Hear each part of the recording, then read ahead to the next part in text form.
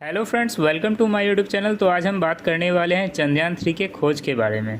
पिछले वीडियो में मैंने आपको बताया था चंद्रयान 3 के लॉन्चिंग से लेकर लैंडिंग तक का सफ़र।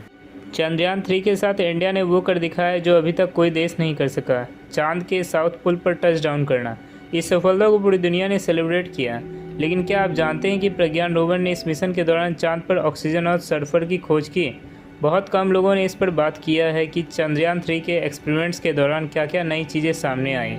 लेकिन ये डिस्कवरी सही में बहुत दिलचस्प है। आइए जानते हैं और समझते हैं आज के इस वीडियो में।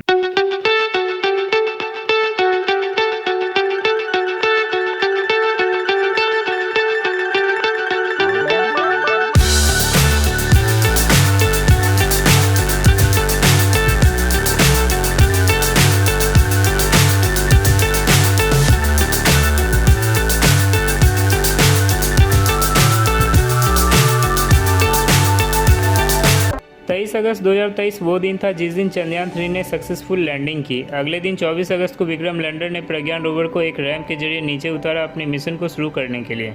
इसरो ट्विटर के जरिए हमें रेगुलरली अपडेट्स दे रहा था। 25 अगस्त के इस वीडियो में आप देख सकते हैं कि कैसे प्रज्ञान रोवर विक्रम लैंडर से दूर जा रहा है।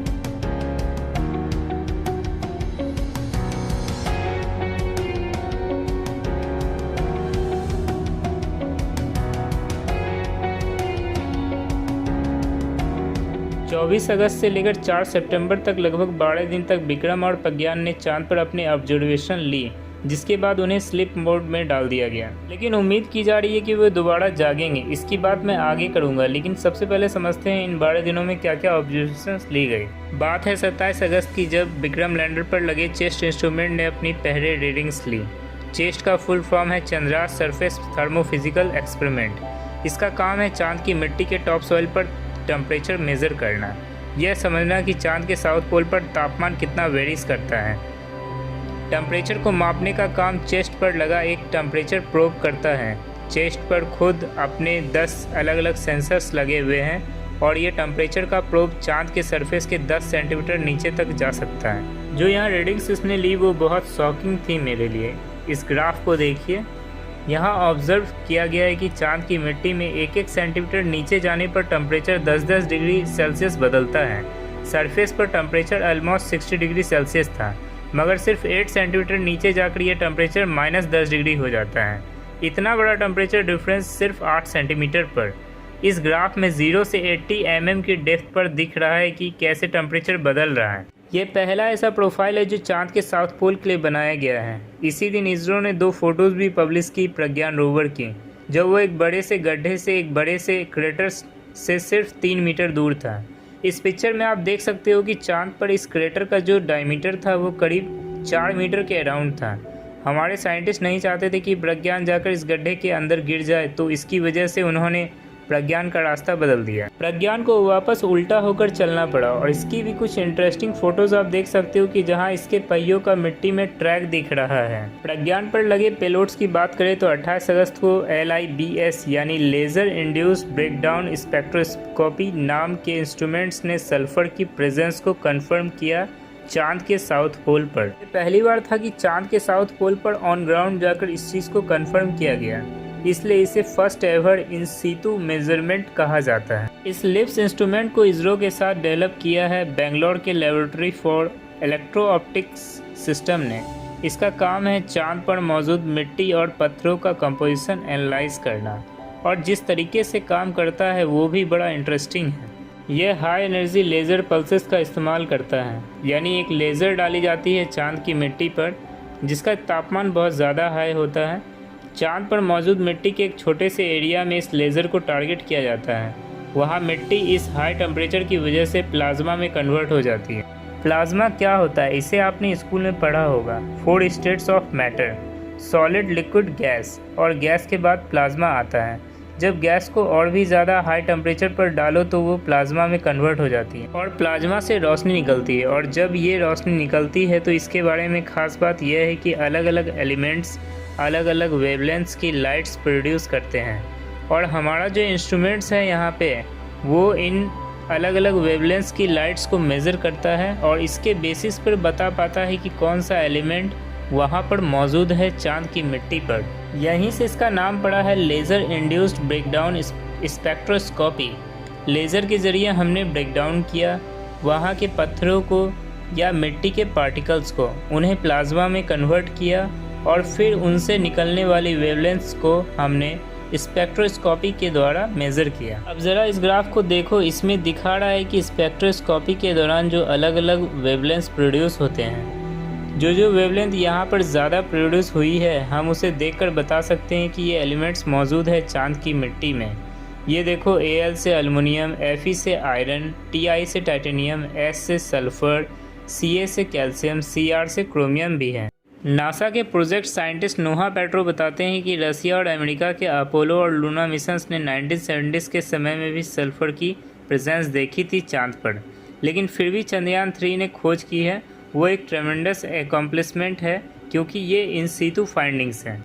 इससे पहले जो टेक्नोलॉजी यूज़ की जाती थी वो इतनी एक्यूरेट नहीं होती थी। फॉर एग्ज़ाम्पल 2011 में नासा ने पाया था कि चांद पर टाइटेनियम की बहुत ज़्यादा मात्रा मौजूद है, लेकिन उन्होंने इसके लिए अपने लूनर रिकॉग्नाइजेंस ऑर्बिटर का इस्तेमाल किया था। एक ऑर्बिटर स्पेसक्राफ्ट जो चांद के चक्कर काट रहा था गोल गोल। चांद पर किसी चीज़ को उतार कर इसका एविडेंस नहीं पाया गया था। सिमिलरली 2009 में एक जापानीज स्पेसक्राफ्ट ने भी यूरेनियम को डिटेक्ट किया था चांद पर, लेकिन लिप्स में इस्तेमाल की गई जो टेक्नोलॉजी है वो कई ज़्यादा और एडवांस है, और ये पहली बार है कि सल्फ़र की डिस्कवरी डेफिनेट बताई जा रही है। और सल्फ़र के अलावा मैग्नीज, सिलिकॉन और ऑक्सीजन जैसे एलिमेंट्स को भी कंफर्म किया गया है। आप पूछोगे कि ऑक्सीजन कैसे हो सकती है चांद पर। यह ऑक्सीजन दोस्तों एक्चुअली में मौजूद है चांद की मिट्टी और चांद के पत्थरों में। यह ऑक्सीजन O2 गैस के फॉर्म में एटमॉस्फेयर में मौजूद नहीं है, क्योंकि चांद पर कोई एटमॉस्फेयर नहीं होते, बल्कि चांद के पत्थरों में ऑक्सीजन के एटम्स अलग अलग एलिमेंट्स के साथ बॉन्ड्स के फॉर्म में एग्जिस्ट करते हैं, जैसा कि सिलिकेट मिनरल्स हो गए जो सिलिकॉन और ऑक्सीजन के एटम्स से बनते हैं। यह बहुत अच्छी खबर है क्योंकि इसी ऑक्सीजन को एक्सट्रैक्ट करके इस्तेमाल किया जा सकता है बाकी और यूज्ड केसेस के लिए। जैसे कभी कोई अगर एस्ट्रोनॉट्स चांद पर एक परमानेंट बेस बनाए और वहाँ पे ऑक्सीजन की ज़रूरत पड़े तो चांद के पत्थरों से ही उस ऑक्सीजन को एक्सट्रैक्ट किया जा सकता है। इसी साल के 25 अप्रैल के इस आर्टिकल्स को देखिए, NASA successfully extract oxygen from lunar soil simulant, यानी नासा ऑलरेडी इस ऑक्सीजन को एक्सट्रैक्ट करने की टेक्नोलॉजी पर काम कर चुका है। और ये ऑक्सीजन की मात्रा इतनी ज़्यादा है चांद के सॉइल में कि बताया जाता है कि मून के टॉप सॉइल में ही इतनी ऑक्सीजन है कि 8 बिलियन लोग 1 लाख साल तक सस्टेन किए जा सकते हैं इस टॉप लेयर के ऑक्सीजन से ही। अब लिप से मिलता जुलता एक और पेलोड है प्रज्ञान पर, alpha particle X ray spectrometer APXS। लिप से जहां लूनर रॉक्स और लूनर सॉइल को स्टडी किया, वहीं APXS मून के जनरल सरफेस के लिए। लेकिन दोनों के काम करने का तरीका काफ़ी अलग है। लिप्स लेज़र पल्सेस का इस्तेमाल करता है, लेकिन APXS रेडियो एक्टिव मटेरियल का इस्तेमाल करता है। यहाँ हमें यह नहीं भूलना चाहिए कि इन सारे प्रिसाइज इंस्ट्रूमेंट्स और इतनी एडवांस टेक्नोलॉजी को बनाने का क्रेडिट सिर्फ और सिर्फ इंजीनियर्स को जाता है। इसलिए हमारे देश में 15 सितंबर को इंजीनियर्स डे मनाया जाता है। यह दिन उन सारे इंजीनियर्स को डेडिकेट किया जाता है जो दिन रात मेहनत करते हैं अपने सपनों को हकीकत में बदलने के लिए। इंजीनियरिंग में ही डेटा साइंस एक बड़ी फील्ड रही है, जिसकी वजह से चंद्रयान 3 ये सब कर पाया है। इतने सारे डेटा को स्टडी करना, मैनेज करना और एनालाइज करना। आज के दिन डेटा साइंस और one of the most lucrative career options है, क्योंकि रॉ डेटा को एक्सटर्नल नॉलेज में बदलना, ये ऑलमोस्ट हर फील्ड में इसका इस्तेमाल किया जाता है, चाहे स्पेस एक्सप्लोरेशन हो, फाइनेंस हो या हेल्थ केयर हो। APXS अल्फ़ा पार्टिकल्स और एक्सरे डालता है सरफेस के सैंपल पर। Alpha particles radio active decay के दौरान एमिट होते हैं। इसका मतलब है कि APXS में एक छोटा सा रेडियो एक्टिव सोर्स हमेशा बना रहता है, रेडियो एक्टिव मटेरियल जो वो कैरी करता है अपने साथ। जब ये अल्फ़ा पार्टिकल्स और एक्सरे जाकर चांद के सरफेस के एटम से इंटरेक्ट करते हैं तो सरफेस में मौजूद मटेरियल्स के इलेक्ट्रॉन्स लूज हो जाते हैं और वो खुद एक्सरेज एमिट करने लगते हैं। फिर ये सरफेस से निकलने वाली एक्सरेज को APXS के डिटेक्टर्स के द्वारा ऑब्जर्व किया जाता है अलग अलग एलिमेंट्स आइडेंटिफाई करने के लिए। यहीं से इसका नाम भी आया है अल्फ़ा पार्टिकल्स एक्सरे स्पेक्ट्रोमीटर। अब हम आते हैं विक्रम लैंडर पर। 31 अगस्त को इसरो ने रिपोर्ट रिलीज़ की रांभा की फंक्शनिंग पर। रांभा विक्रम पर लगा एक इंस्ट्रूमेंट है जिसका फुल फॉर्म है radio autonomy of moon bound hyper sensitive ionosphere and atmosphere. Lips की तरह इसका काम भी प्लाज्मा को एनालाइज करना है, लेकिन ये खुद से कोई प्लाज्मा नहीं छोड़ता, कोई लेज़र नहीं डालता चांद की मिट्टी पर। बस ये न्यूट्रल प्लाज्मा जो ऑलरेडी चांद पर मौजूद है उसे मेज़र करता है। ये जो इंस्ट्रूमेंट्स है ये एक 5 सेंटीमीटर का मेटेलिक स्फेरिकल प्रोब है जो 1 मीटर ऊंचे पोल पर लगा हुआ है विक्रम लैंडर के अपर डेक पर। इसे केरला की स्पेस फिजिक्स लेबोरेटरी में डेवलप किया गया था at the Vikram Sarabhai space centre Thiruvananthapuram. ISRO के द्वारा पब्लिश की गई इस फोटो में रामभा इंस्ट्रूमेंट्स की शैडो देख सकते हैं। ये जो पोल जैसा दिख रहा है शैडो में, यही वो इंस्ट्रूमेंट्स हैं। इवन चांद पर तो कोई एटमॉस्फेयर नहीं है, लेकिन चांद के सरफेस के ऊपर बहुत छोटा सा अमाउंट में प्लाज्मा नेचुरली एग्जिस्ट करता है और यही चीज़ रामभा ने पाई है। अप्रॉक्सीमेटली 5 to 30 मिलियन इलेक्ट्रॉन्स पर क्यूबिक मीटर की मात्रा में ये लूनर सरफेस पर इर्द गिर्द प्लाज्मा मौजूद है। ये इतना कम है इसलिए रिलेटिवली स्पार्स कहा है इसरो ने। इसे मेज़र करने के लिए इलेक्ट्रिक करंट का इस्तेमाल किया जाता है। रामभा बहुत छोटे छोटे इलेक्ट्रिक करंट्स को मेज़र कर सकता है। पिको एम्पेयर्स करंट को एम्पेयर्स में मेज़र किया जाता है। यह पिको एम्पेयर्स करंट को मेज़र करता है 10⁻⁻12। एक प्रोब से इसको वोल्टेज डाली जाती है और रिटर्न आने वाली करंट को मेज़र किया जाता है और इससे पता चल पाता है कि लूनर प्लाज्मा में आयन और इलेक्ट्रॉन की डेंसिटी कितनी है रिटर्न करंट को मेज़र करके। लेकिन सवाल आपके मन में आता होगा कि इसके क्या मायने हैं। इससे हमें पता चलता है कि रेडियो वेव्स चांद पर बड़ी आसानी से प्रोपेगेट कर सकती है बिना ज़्यादा इंटरप्शन के। अगर ज़्यादा लूनर प्लाज्मा होता तो रेडियो वेव्स का ट्रांसमिट होना थोड़ा मुश्किल हो जाता। इन फाइंडिंग्स की मदद से हम ऐसे डिज़ाइन कर पाएंगे जिनसे कम्युनिकेशन करना आसान हो, क्योंकि कम्युनिकेशन के लिए हम रेडियो वेव्स का इस्तेमाल करते हैं। फिर हम आते हैं अगले इंस्ट्रूमेंट पर, इल्सा की फाइंडिंग्स भी 31 अगस्त को शेयर की गई इसरो के द्वारा और इसका फुल फॉर्म है instrument for lunar seismic activity. इसके नाम से ही आपको पता चल जाएगा कि ये मून पर होने वाले भूकंप को स्टडी करने के लिए बनाया गया है। इल्सा पहला ऐसा पेलोड है जिसमें माइक्रो इलेक्ट्रोमैकेनिकल सिस्टम की टेक्नोलॉजी का इस्तेमाल किया गया चांद पर। शॉर्ट में कहा जाए तो MEMS। यह माइक्रोस्कोपिक डिवाइस की टेक्नोलॉजी है जो बहुत छोटे छोटे कंपोनेंट से बनती है, इतने छोटे कि इनका साइज 1 to 100 माइक्रोमीटर्स के बीच में होता है। इस टेक्नोलॉजी को गाड़ी में लगे एयरबैग सेंसर्स में इस्तेमाल किया जाता है, ब्लड प्रेशर सेंसर्स में इस्तेमाल किया जाता है। लेकिन अगर इल्सा पर आए तो इसने इसका इस्तेमाल किया वाइब्रेशन रिकॉर्ड करने के लिए। जब प्रज्ञान रोवर विक्रम से उतरकर चांद की जमीन पर चलने लगा तो वो वाली वाइब्रेशंस भी इल्सा ने रिकॉर्ड की। इस ग्राफ में आप देख सकते हैं कि जहाँ पर ये रोवर मूव कर रहा था इसकी वाइब्रेशन इस तरीके से ग्राफ में दिख रही थी, लेकिन बीच में एक लाइन नोटिस करेंगे तो ये लाइन है 26 अगस्त की, जब एक नेचुरल इवेंट हुआ, यानी कि इस पॉइंट ऑफ टाइम पर एक नेचुरल भूकंप आया चांद पर। इस मून क्वेक्स को स्टडी करके हमें चांद के इंटीरियर की बेहतर समझ मिलती है कि चांद के अंदर क्या मौजूद है, कितना बड़ा क्रस्ट है, कितना बड़ा मेंटल और कोर है। इसके अलावा जब इंसान परमानेंटली जाकर चांद पर रहने लगेंगे तब के लिए भी एक बड़ा इम्पोर्टेंट है। पता होना चाहिए कि कितने भारी भूकंप आते हैं चांद पर, हम जो भी कुछ बनाएंगे वहाँ पर कितना सस्टेन कर पाएगा। इसके बाद आते हैं 3 सितंबर 2023 पर, जब इसरो ने एक हॉप एक्सपेरिमेंट किया विक्रम लैंडर के साथ। जो ओरिजिनल पॉइंट ऑफ लैंडिंग था जिसे शिव शक्ति नाम दिया गया है, उस पॉइंट से थोड़ा सा शिफ्ट कर दिया विक्रम लैंडर को। विक्रम के इंजन्स को दोबारा से फायर किया गया तो वो हवा में 40 सेंटीमीटर ऊपर गया और करीब 40 से 50 सेंटीमीटर साइड में जाकर दोबारा से लैंड कर गया।